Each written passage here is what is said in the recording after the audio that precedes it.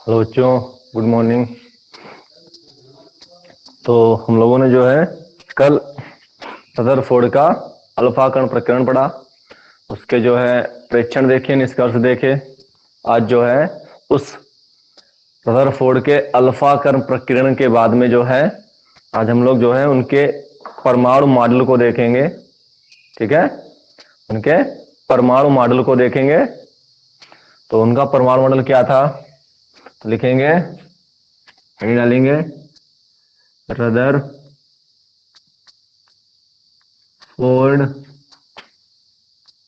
का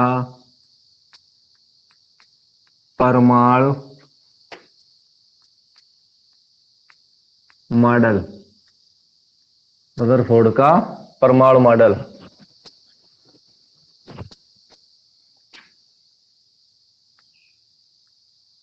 atomic model of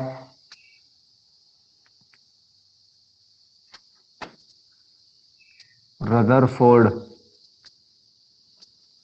atomic model of Rutherford.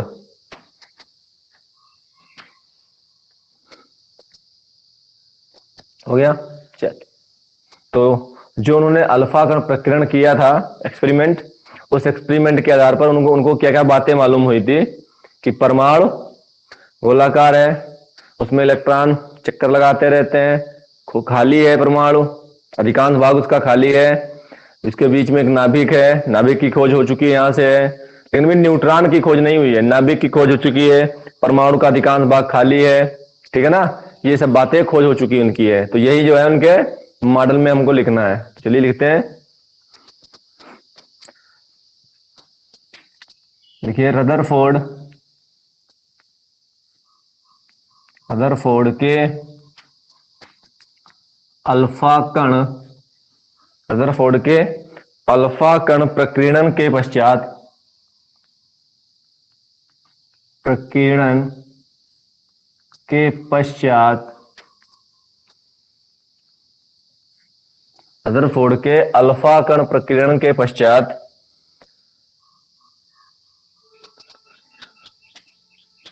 प्राप्त जानकारी के आधार पर, प्राप्त जानकारी के आधार पर,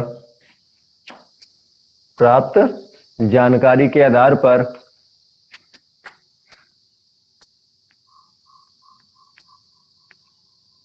रदरफोर्ड रदरफोर्ड ने परमाणु का नाभिकीय, परमाणु का नाभिकीय मॉडल प्रस्तुत किया।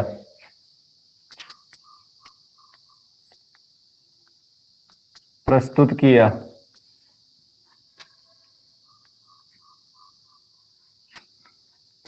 इनके अनुसार, इनके अनुसार अब देखिए इन्होंने क्या बताया। इसको बोलते हैं अभिग्रहित,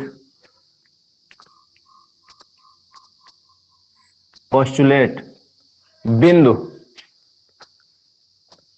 पोस्टुलेट, अभिग्रहित,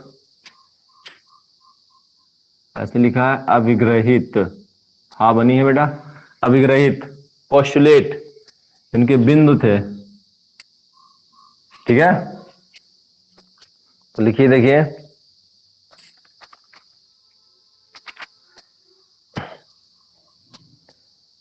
लिखवाएं।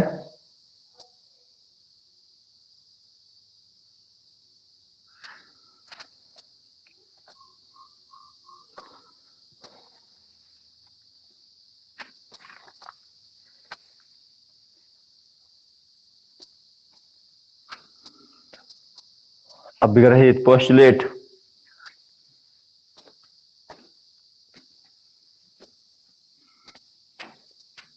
परमाणु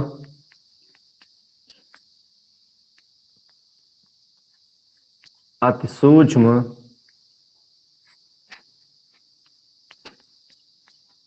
गोलाकार परमाणु, अति सूक्ष्म गोलाकार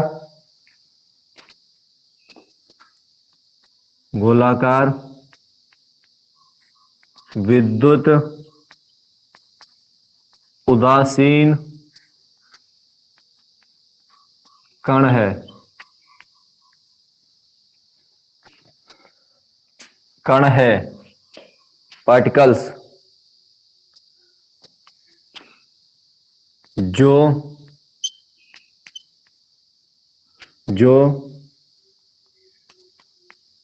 दो भागों से मिलकर बना है। जो दो भागों से मिलकर बना है। ये पहला भाग है नाभिक, और दूसरा भाग है, नाभिक को न्यूक्लियस बोलते हैं बेटा। दूसरा भाग है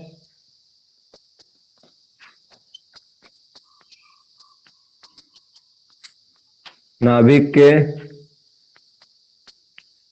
चारों ओर का वह विशाल क्षेत्र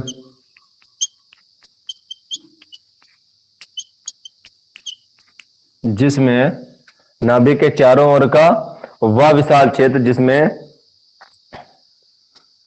इलेक्ट्रॉन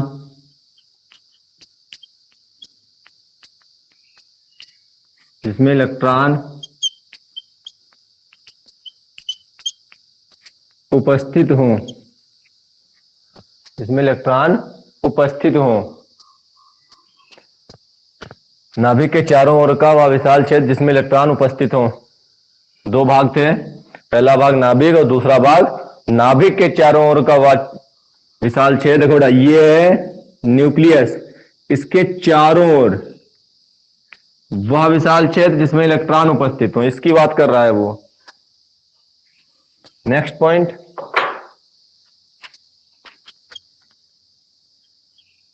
पॉइंट नंबर 2,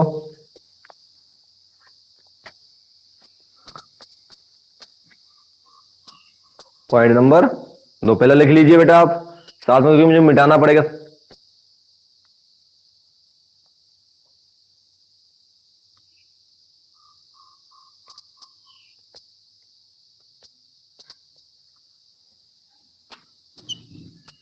नाभिक परमाणु के मध्य में, नाभिक परमाणु के मध्य में, ठीक है ना,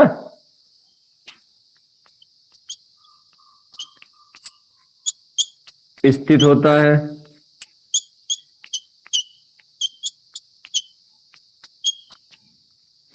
जो कि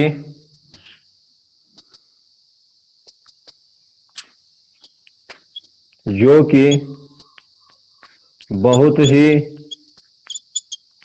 छोटा एवं भारी, जो कि बहुत ही छोटा एवं भारी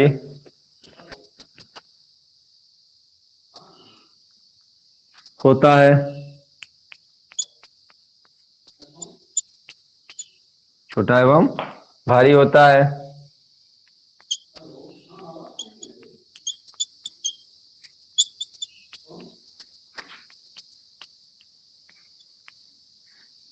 नाभिक की त्रिज्या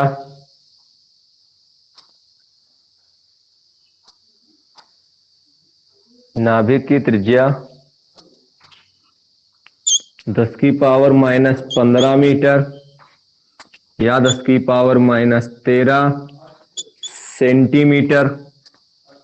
अब चाहे इसको मीटर में लिखिए चाहे सेंटीमीटर में लिखिए,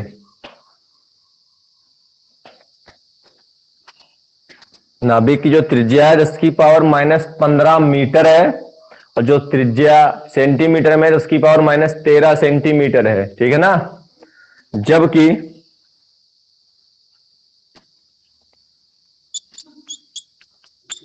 जबकि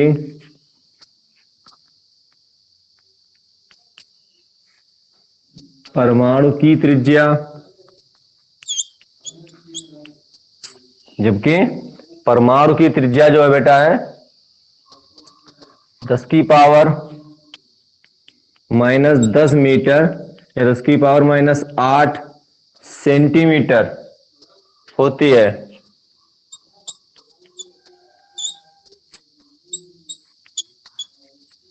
ठीक है, नाभिक बहुत छोटा है, परमाणु से नाभिक बहुत छोटा है। देख लीजिए त्रिज्या देख 10⁻⁻10 10⁻⁻15। नोट कर लीजिए दोनों पॉइंट।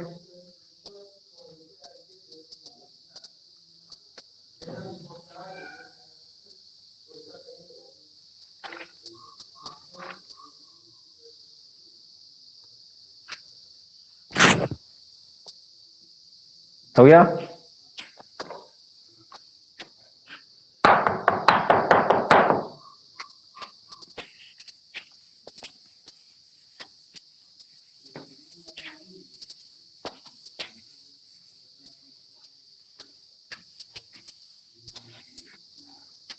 नेक्स्ट देखिए थर्ड पॉइंट।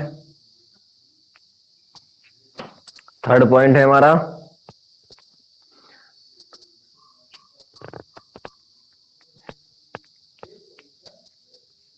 नाभिक में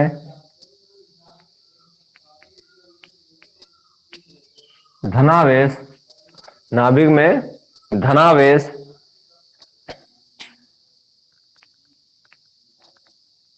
प्रोटॉन के कारण होता है। प्रोटॉन के कारण होता है। फोर्थ नंबर है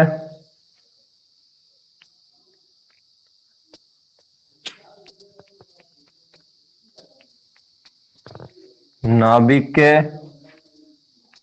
बाहर इलेक्ट्रॉन उपस्थित होते हैं। नाभिक के बाहर इलेक्ट्रॉन उपस्थित होते हैं।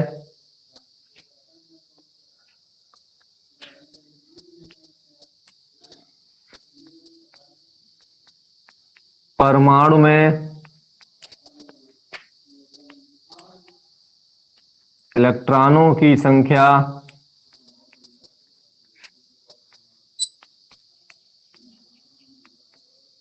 प्रोटॉनों की संख्या के बराबर होती है।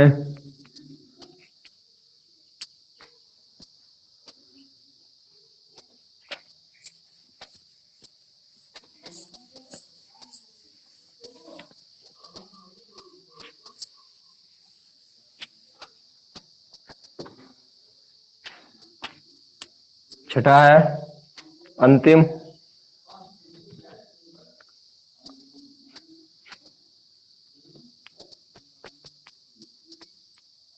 इलेक्ट्रॉन नाभिक के बाहर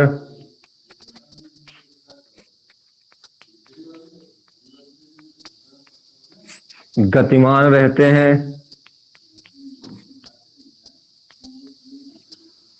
इलेक्ट्रॉन नाभिक के बाहर गतिमान रहते हैं या गति करते रहते हैं या घूमते रहते हैं।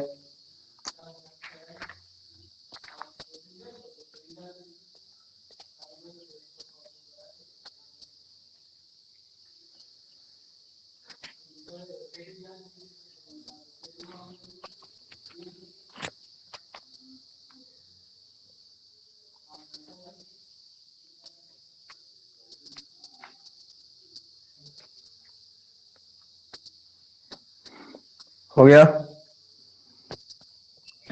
एक और लिखा देता हूं मैं।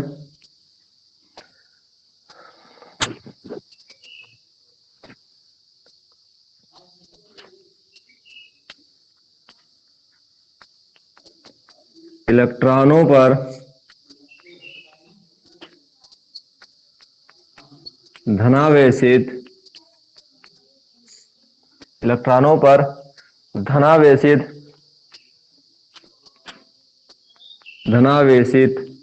नाभिक आकर्षण बल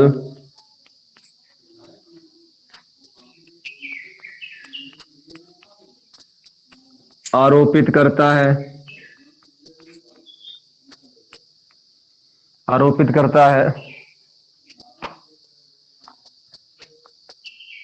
परंतु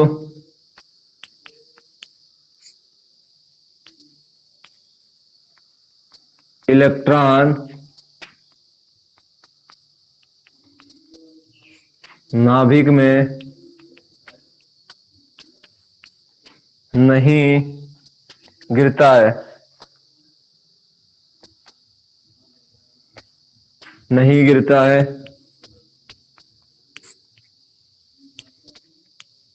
क्योंकि जवाब भी उन्होंने दिया कि ऐसा क्यों है, क्योंकि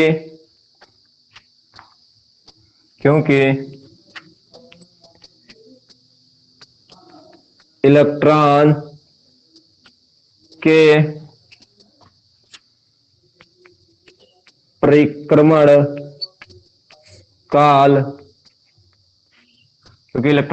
परिक्रमण काल से उत्पन्न अपकेंद्र बल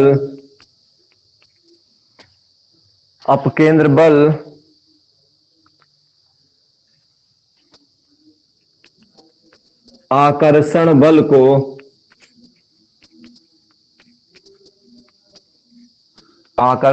को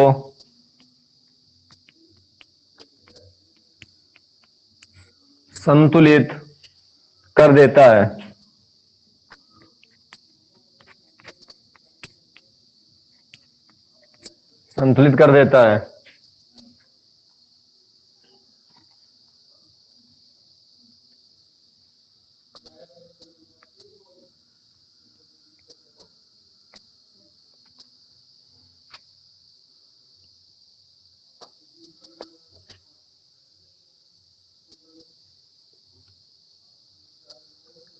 हो गया, ये सातों पॉइंट नोट कर लीजिए।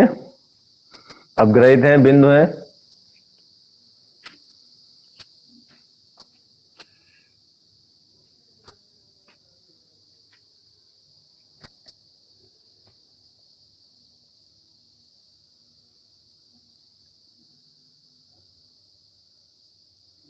नोट हो गया।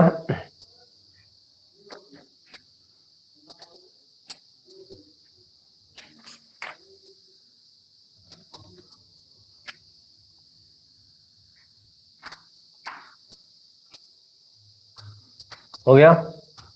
देखिए इन्होंने क्या बताया, इन्होंने कहा नाभिक है और नाभिक के बाहर ऐसी कक्षाएं हैं, ठीक है, ऐसी कक्षाएं हैं ऐसे। इन कक्षाओं में जो है हमारे इलेक्ट्रॉन घूम रहे हैं, इनमें इलेक्ट्रॉन घूम रहे हैं कक्षाओं में, ठीक है ना। और परमाणु जो है हमारा, ये परमाणु है, एटम है, एटम गोलाकार है, अति सूक्ष्म है, ये नाभिक है बेटा। परमाणु गोलाकार है, अति सूक्ष्म है और विद्युत उदासीन है, मतलब इस पे कोई भी चार्ज नहीं है हमारा। ओके, फिर इसके बाद में इन्होंने कहा कि जो नाभिक है, जो परमाणु है, वो दो भागों से मिलकर बना है, नाभिक न्यूक्लियस, और इसके बाहर का वो क्षेत्र जहां पर इलेक्ट्रॉन है। तो यहां पे जो कक्षाएं हैं, इन कक्षाओं में इलेक्ट्रॉन होते हैं, ठीक है। फिर उन्होंने कहा कि नाभिक में धनावेश प्रोटॉन के कारण होता है। तो बेटा ये जो नाभिक पे आप देख रहे हो कि प्लस चार्ज है, तो इसमें क्या है, नाभिक के अंदर प्रोटॉन होता है, प्रोटॉन के कारण नाभिक धनावेशित होता है, नाभिक पर प्लस चार्ज होता है। फिर कहा उन्होंने नाभिक के बाहर इलेक्ट्रॉन उपस्थित होते हैं, तो नाभिक ये है, इलेक्ट्रॉन इसके बाहर होते हैं। नाभिक के अंदर इलेक्ट्रॉन नहीं होते हैं, नाभिक के बाहर इलेक्ट्रॉन होते हैं कक्षाओं में। तो चाहे लिख लेना नाभिक के बाहर कक्षाओं में इलेक्ट्रॉन उपस्थित होते हैं। उसके बाद आगे देखिए, परमाणु में इलेक्ट्रॉन की संख्या प्रोटॉनों की संख्या बराबर होती है। तो इसमें जो है, अगर बेटा प्रोटॉन मान लीजिए 10 हैं, तो इसमें जो इलेक्ट्रॉन होंगे वो भी 10 ही होंगे इलेक्ट्रॉन। ये कह रहा है, वो कह रहा है कि अगर 10 प्रोटॉन है न्यूक्लियस के अंदर, नाभिक के अंदर अगर 10 प्रोटॉन है तो उसके अंदर 10 ही इलेक्ट्रॉन होंगे जो चक्कर लगा रहे होंगे कक्षाओं में। इलेक्ट्रॉन नाभिक के बाहर गतिमान रहते हैं, तो मैंने अभी बोला कि इलेक्ट्रॉन चक्कर लगाते रहते हैं, गति करते रहते हैं। और जब 7वां पॉइंट देखिए, जब इलेक्ट्रॉन गति करते हैं तो आप देख रहे हो कि इलेक्ट्रॉन पे माइनस चार्ज है और प्रोटॉन जो है नाभिक के अंदर है, नाभिक धनावेशित है, तो प्लस और माइनस एक दूसरे को अट्रैक्ट करता है, तो नाभिक के अंदर इलेक्ट्रॉन गिर जाना चाहिए। आप सोच लो, अनुमान लगा लो कि भैया एक प्लस है, प्लस वाले को माइनस खींच रहा है तो अपनी ओर खींचेगा, तो वो इलेक्ट्रॉन जो है नाभिक के अंदर चला जाना चाहिए, जिससे परमाणु नष्ट हो जाएगा। जबकि आप जानते हो कि परमाणु हमारा नष्ट कभी नहीं होता है। तो उसके लिए उन्होंने क्या बताया कि परमाणु के अंदर जो नाभिक है, जो इलेक्ट्रॉनों पर आकर्षण बल डाल रहा है, तो उसके लिए उन्होंने जवाब दिया है कि इलेक्ट्रॉनों पर धनावेशित नाभिक आकर्षण बल आरोपित करता है। कौन सा बल? आकर्षण बल के कारण इलेक्ट्रॉन जो है नाभिक से बंधा रहता है, इलेक्ट्रॉन नाभिक की ओर आकर्षित होता है, परंतु इलेक्ट्रॉन नाभिक में नहीं गिरता है। अब क्यों नहीं गिरता है? क्योंकि उन्होंने बताया कि इलेक्ट्रॉन के परिक्रमण काल से, मतलब जब वो चक्कर लगाता है नाभिक के, उस समय जो है परिक्रमण काल से, चक्कर लगाने के समय उत्पन्न अपकेंद्र बल, तो वहां पर एक अपकेंद्र बल उत्पन्न हो जाता है, जिससे जो है अपकेंद्र जो बल है वो आकर्षण बल को संतुलित कर देता है। मतलब जो नाभिक इलेक्ट्रॉन पे आकर्षण बल लगा रहा था, उस आकर्षण बल को जो है वो अपकेंद्र बल के रूप में उपयोग कर लेता है। ठीक है ना? जिससे वो इलेक्ट्रॉन घूमने के लिए, यानी कि घूमने के लिए उस बल को वो यूज में लाता है। तो जो वो उसके पास में एक्स्ट्रा बल था, वो उसने क्या कर लिया? घूमने के लिए यूज कर लिया, तो उसके पास कुछ बचा ही नहीं है, इसलिए इलेक्ट्रॉन नाभिक में नहीं गिरता। ये रदरफोर्ड का कहना था बेटा उनका। ठीक है, हो गया? चल मिटा दें इसको।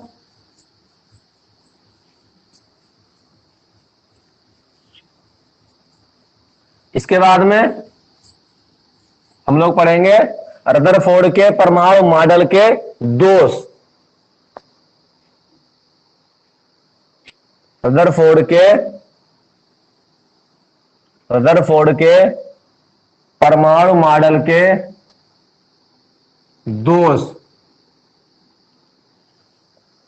दोष या सीमाएं, आप लोग जो भी बोलना चाहें, कमियां। आपकी जो बुक में लिखा रदरफोर्ड के परमाणु मॉडल की कमियां, ये लीजिए कमियां, दोष, जो भी आप लिखना चाहें, आपका मन जो करे आप वो हेडिंग में डालिए। ठीक है,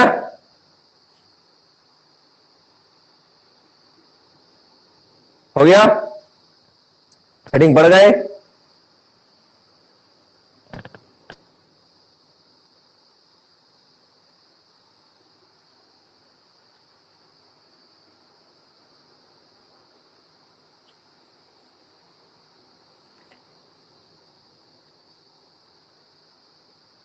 करें? चलिए, तो कमी नंबर 1 देखो बेटा, आप सुनना मेरी बात। क्या हो रहा था रदरफोर्ड के परमाणु मॉडल में कि इलेक्ट्रॉन जो है नाभिक के चारों ओर चक्कर लगा रहा है। जब इलेक्ट्रॉन नाभिक के चारों ओर चक्कर लगा रहा है, तो आप सोचिए, अनुमान लगाइए, अगर आपसे मैं कह दूं कि एक गोला बना हुआ है, उस गोले में आपको घूमना है, राउंड लगाना है, चक्कर लगाना है। ठीक है, आप चक्कर लगाते रहेंगे, एक ऐसा समय आएगा कि आपकी एनर्जी खत्म हो जाएगी और आप गोले के अंदर गिर पड़ेंगे। होगा या नहीं होगा? और आपने ये खूब किया भी होगा, बचपन में खूब गोला घूमते होंगे, फिर अचानक जब आपके अंदर की एनर्जी खत्म हो जाती है तो आप गिर पड़ते हैं। तो वैसे ही इलेक्ट्रॉन है कि चक्कर लगा रहा है नाभिक के चारों ओर, तो एक समय ऐसे आएगा कि वो अपनी ऊर्जा खत्म कर देगा, और जैसे उसकी एनर्जी खत्म हो जाएगी तो वो नाभिक के अंदर गिर जाएगा, और नाभिक के अंदर गिरते ही परमाणु नष्ट हो जाएगा। जबकि हम लोग जानते हैं कि कभी परमाणु नष्ट नहीं होता है। ये उनका पहली कमी थी उनकी, ठीक है ना। तो लिखिए इसमें नंबर 1 में लिखिए, रदरफोर्ड के अनुसार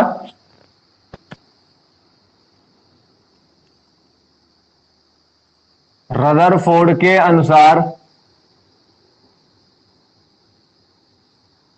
रदरफोर्ड के अनुसार परमाणु में इलेक्ट्रॉन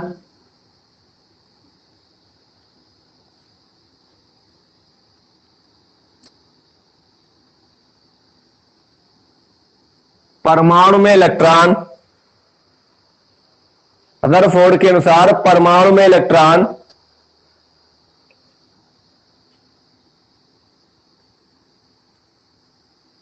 नाभिक के चारों ओर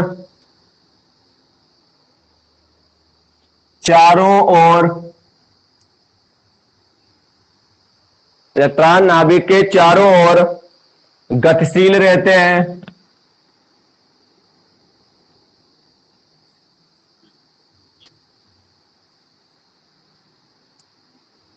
गतिशील रहते हैं, गति के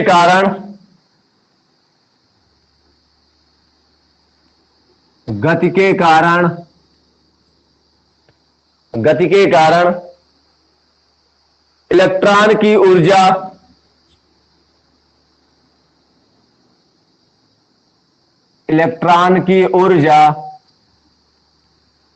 लगातार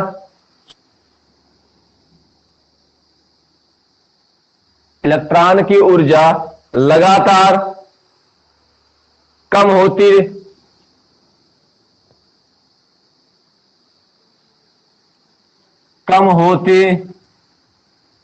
जाएगी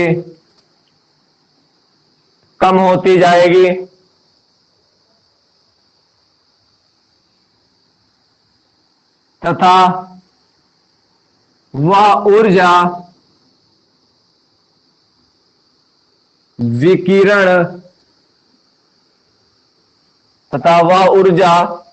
विकिरण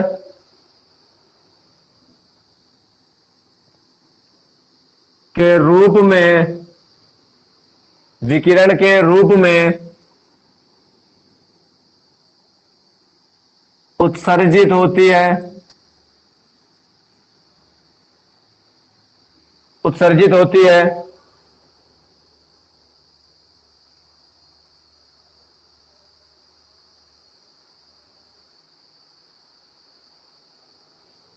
होती जाएगी, उत्सर्जित होती जाएगी,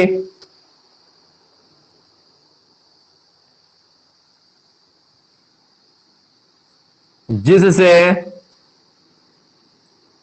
एक समय ऐसा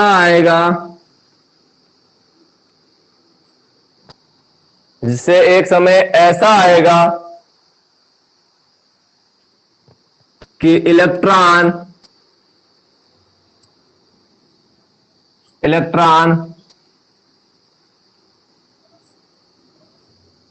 नाभिक में गिर जाएगा, जबकि ऐसा संभव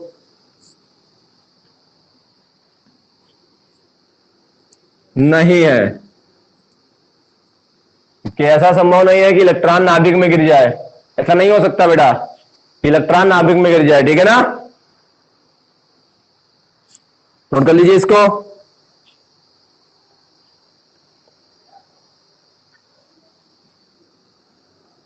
नंबर दो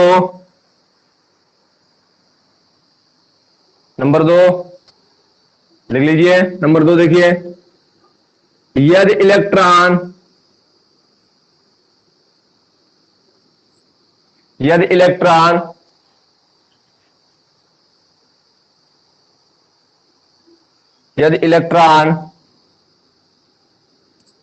इस प्रकार गति करता है, यदि इलेक्ट्रॉन इस प्रकार गति करता है, तो जिस प्रकार से रदरफोर्ड ने बताया है कि इलेक्ट्रॉन इस प्रकार से गति करता है, तो परमाणु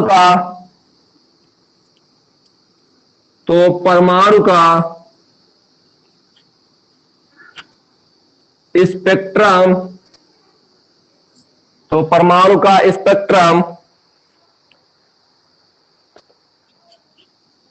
सतत होना चाहिए, सतत होना चाहिए, सतत होना चाहिए।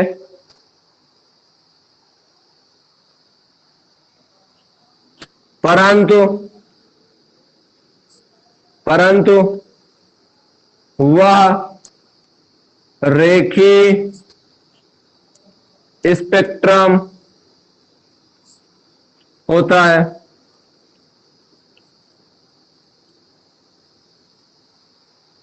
रदरफोर्ड के अनुसार क्या होना चाहिए? रदरफोर्ड के अनुसार जिस प्रकार से इलेक्ट्रॉन गति कर रहा है उसका जो स्पेक्ट्रम है, आपने पढ़ा हुआ फिजिक्स में, याद है, बेनिया पिनाला विबग्योर, जैसे ही प्रिज्म से श्वेत प्रकाश की किरण गुजारते हैं तो वो 7 रंगों में विभक्त हो जाती है, याद है ना? ठीक है, तो इसको बोलते हैं स्पेक्ट्रम, वर्णक्रम। स्पेक्ट्रम मतलब वर्णक्रम हिंदी में। तो ये 7 रंगों में विभक्त हो जाती है। तो इन्होंने कहा कि यदि इलेक्ट्रॉन इस प्रकार गति करता है तो इसका स्पेक्ट्रम सतत होना चाहिए परमाणु का।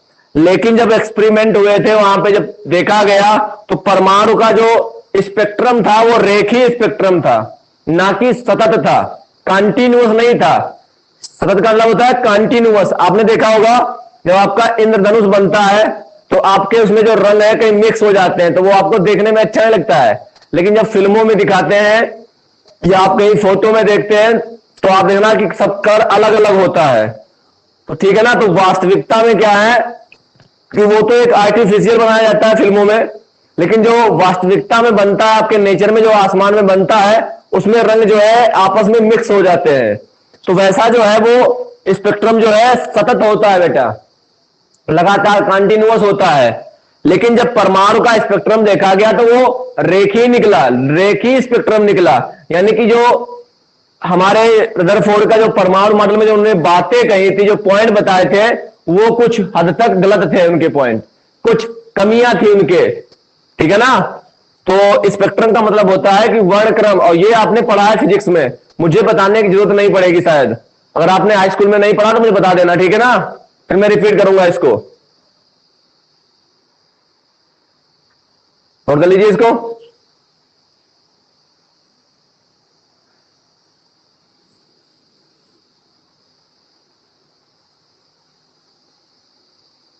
हो गया? इसका आगे क्लास अगले दिन करेंगे।